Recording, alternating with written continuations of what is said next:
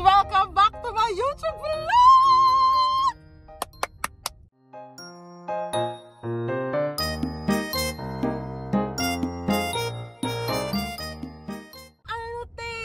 Kamusta kayo mga girly pops? Anyways, nag-vlog si sis. Pero pag may mga events, hindi siya nag-vlog. Today's a Wednesday. It's my rest day. So, ano ang magandang gawin kapag day off? Errands. Gumawa ng errands. So, ang agenda natin today is 1. Pumunta sa aking derma to buy my face creams. 2. Pa-reserve ako ng jogging pants sa live selling ng aking friend. So, pipick upin ko na rin siya. And 3rd, bibili ako ng dog food ni Kali. Yun lang. And the time right now is 8:33. Diba? Ang aga niya umalis mga besi ko. Para ano? Para tapos na. Para pahinga na lang mamaya. So yun ang agenda natin for today. Kaya lang, gusto ko lang mag-vlog. Napaka-busy ko lately. No? Pagod na rin sa trabaho. Hindi naman actually. Hindi ako pagod sa work. Mas napapagod ako sa biyahe.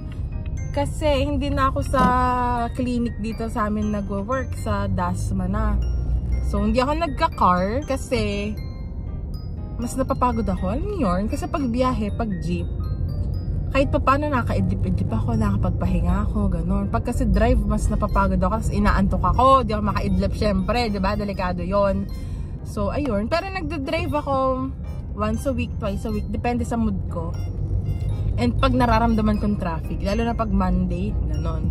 So, ayun. Pinili ko mag-off today kasi kakaiba talaga yung nararamdaman ng katawan ko. Ang OA. Kasi, basta mga bestie, iba yung pagod ko lately. Kaya nag-off na agad ako ng kalagitnaan ng week. Dapat talaga, Monday yung off ko para Sunday, Monday. So, Monday, since Monday rin naman, is first day ng week. Traffic! Kaso, sabi kasi ni Mami, wag daw magkasunod na day off. Gawin ko nga daw isang day off kalagitnaan ng week, like Wednesday or Thursday, para kahit pa paano nakakapagpahinga in the middle of the week, which is true naman. So, ayan, nag-off ako today. Tapos, next week, straight na ulit ako kasi sa Saturday ako ay naka-off OT. Siyempre, kailangan ng extra. Mag-off OT tayo. Sakit ng katawan ko kasi kahapon, story time. Kasi kahapon, napaka-traffic Tuesday. Hindi ko alam bakit traffic. Laging nagta-traffic sa Lyceum. Dito sa Manggahan. Daming sasakyan. Tapos, traffic din sa may pa-FCIE. Ano oras na? Past 7 na mga Mars. Ang time ko talaga is 8. No? Pero since madaming ginagawa pag morning, nagcha-charging and everything register, mas maganda talaga 7 para 8, alam yun. Swabe na.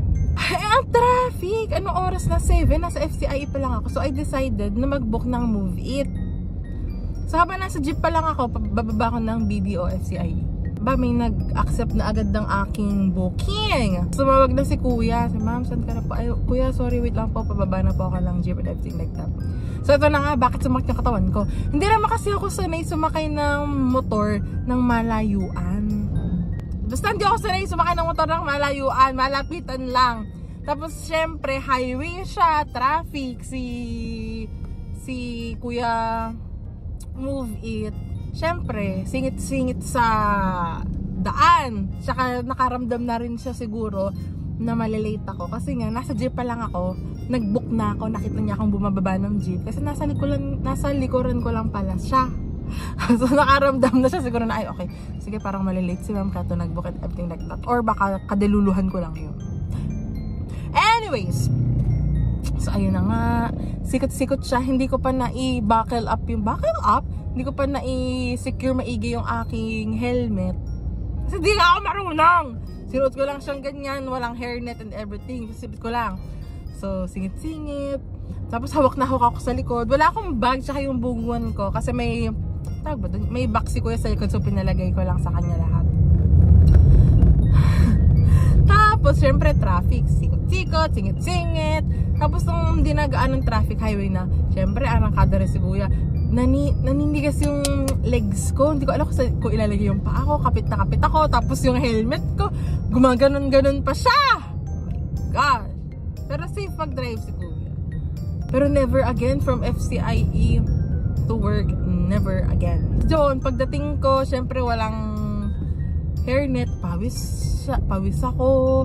Nagtikwasa yung buhok ko. Buti nagdadala ko ng straightening iron.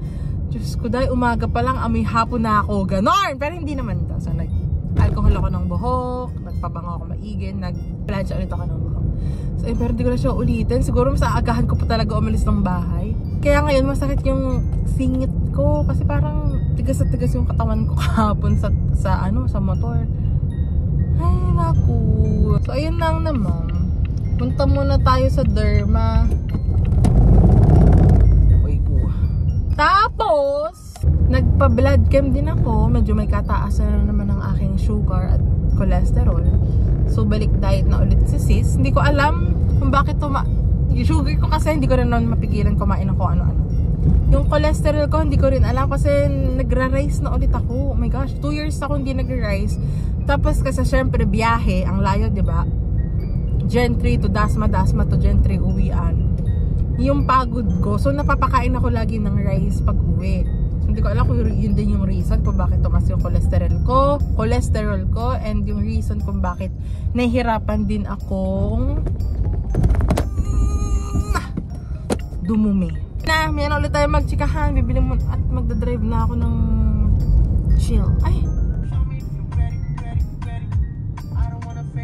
Ayun! So, face cream secured. Ngayon, pupunta na ako para pick upin yung aking pants. Alam niyo ba, story time, pre-pandemic, nung mga hayok na hayok pa kami ng mga mamshis ko sa K-pop concert. So, way back 2018, 2021. Oo, alam ko may nag-concert pa dito 2021. Ode to You, tsaka Winner, Cross Tour yata yun. Cross Tour ba yun? Basta Winner. Siyempre, for our outfits na nag-enjoy kami mag-ukay-ukay. Pero since kasi, ang tabako pa talaga dati, no? Grabe yung tabako. Medyo sabi pa rin naman ako ngayon, pero mas talagang iba yung tabako dati. Mga tops lang yung inuukay-ukay ko.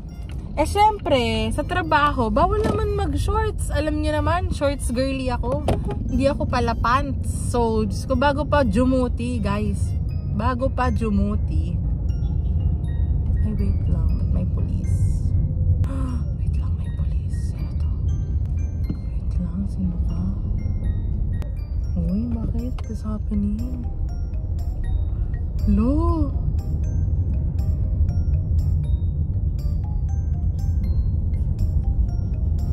So, ayun.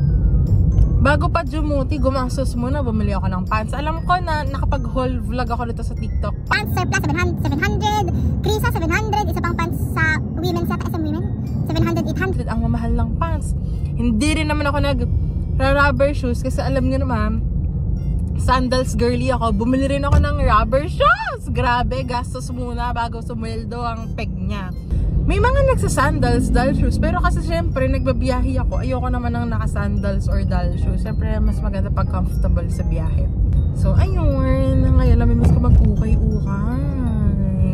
Pero nakita yung friend ko kasi nagla-live selling may mga jogging pants. Sabi ko, sige, try natin yung isa para kahit paano naman hindi pare-pareho yung suot kong pants, no? Wala talaga akong planong lumabas ngayon. Sabi ko, pahinga lang talaga. Kaso parang nabuburi ako sa bahay. Parang kahit errands tong ginagawa ko, for me, parang nakapag-unwind na rin ako kahit papano, kahit gumagastos ako. Alam niyo, yung ukay-ukay kasi na pinupuntahan namin ng mamshis ko, dinadayo pa namin siya sa Langkaan sa Dasma kasi malaki yung ukay-ukay doon. Dito kasi sa amin, parang wala. Ay, meron. Kaso kasi mahirap dito, walang parking. Sabi ko pa ha, kaya ako na lumipat ng work para makalayo-layo, para makapag-explore. Kaso nga, ayun, after work, pagod si Inday. Diretso uwi siya. Okay, wait lang, medyo malapit na ako. And 9 kasi yung open ng clinic, yung dati kong work. So, chat na natin siya kung pwede ko nang pick up yan. Pants. Pants secured! It's in gray. Medyo may something lang siya here. Baka sunugin ko na lang. Nasa Pure Gold ako ngayon. Kasi naalala ko, Okay naman to. Wala na akong deodorant. So, ang agenda din natin today, bumili ng deodorant. Inuubos ko na lang talaga to. Wala naman makakaamoy sa akin, pero sige na. Let's go! Kala ko ba, deodorant lang. Tayo. Di ba? Galing ako Pure Gold. Nagpark ako dun saglit. Kasi nung nag-hazard lang ako dito sa clinic. Bawal nga kasi mag-park. Baka matuo. Kahit saglit. Hanggang lakad ako kasi nakita ko, biglang lumabas si Ninong. Basta, si Ninong. Syempre, napa-close na rin. Kaya, ito, binilan ko siya ng biskuit. Kasi siya lumabas kasi alam niya rin yung sasakyan ko. Bukas pala yung number. Anyways, hinihingal ako. Hindi ko na ito nilagay sa kotse kasi baka pag sinita ko ng Pure Gold. Papakita ko yung resibo ko. Kakagaling ko lang doon. Sumaglit lang naman ng alis. Oh, story time. Nabigay ko na yung biscuit. Bravo yung binili ko. Anyways, hindi ko talaga siya ninong. Kasi yung clinic may katabing lumber which is side ng wife ng boss ko. So, syempre, since mabait din yung boss ko, napalapit na rin dun sa ninong. Ninong kasi nila sa kasal. Ewan ko ba ba't naging ninong na rin yung tawag ko. Basta ganon, napa-close na din. Sa tuwing mag-grocery yun, lagi ako binibigyan ng merienda. Tumigil nga kasi ako doon, nag-hazard. Nakita ko, nung paalis na ako, kilala niya yung kotse ko. Lumabas siya, parang naano naman ako. Parang nasad naman ako kasi baka naman sabihin niya, hindi ko siya binate. Close talaga kami. Naalala ko nga, Bravo rin yung favorite niya. Kasi lagi niya ako binibigyan. So, inabot ko sa kanya. Sabi ko, pwede po ba ito sa inyo? Ganto. Nung inabot ko, laki nung ngiti niya. Naano naman ako. Nagkasakit kasi siya. Pero ayun, ang laki nung ngiti niya. Tapos ayun, thank you nga daw and everything. Kamustahan konti. Ayun, ngayon, pauwi na. Ba ng haul? I bought gardenia. Kailangan ko to for my constipation. Kahit hindi ko siya bet. Kasi, ito yung aking deodorant, my ever favorite, Dove. Bumili rin ako nito, Quaker Oats na milk. Ito lang kasi yung kaya ng damdamin ko. So, ang ginagawa ko kasi dito, ginagawa ko na siya sa gabi para malamig siya sa umaga. May fruits naman sa bahay, so kaya yan kainin. Yakult, kahit medyo mataas siya sa sugar, once a day, sige. Let's go na, bibili pa tayo ng dog food, guys. Let's go. Yung bilihan naman ng dog food, malapit lang sa amin, kaya chill na lang pakiras. Pag uwi, nood ng mga backlogs and everything. Diba, ang aga pa, 9:13, dami ko pang time and everything like that. Pero ang sarap ng tulog ko ngayon, kanina. Kasi kahit Sunday, may times talaga na 4 gising na ako, nagigising na ako. Pero ngayon kasi, siguro dahil ang lakas din ng ulan, ang sarap ng tulog ko, napasarap-sarap ang tulog ko. And hindi nga rin kasi ako nag-aircon, hindi sanay si sis mag-aircon. Kasi, nung nag-UP ako, malamig kasi nasa 4th floor, malamig. So, naka-electric fan. So, parang nasanay ako na may gusto ko may sumasagi sa katawan kong hangin. Oh, shit. Oh, no. Sarado yung sarado yung pet store. Punta tayo mga after lunch. Ay, akala ko may edit ko na tong vlog na to. Hindi, wala naman ang kwento yung vlog habang bibili ng dog food. Okay na yan, guys. I-edit ko na. Pero may gusto akong ipakita sa inyo. Hindi naman ipakita. May gusto akong marinig ninyo pala. Okay? Tara, malapit ako sa bahay. Maririnig nyo na siya kasi OA din siya. Kainis, wala. Maglalakad pa ako mamaya. Ang init-init. Ito na, masaka lang yung bintana ako. Are you ready? 3, 2, 1.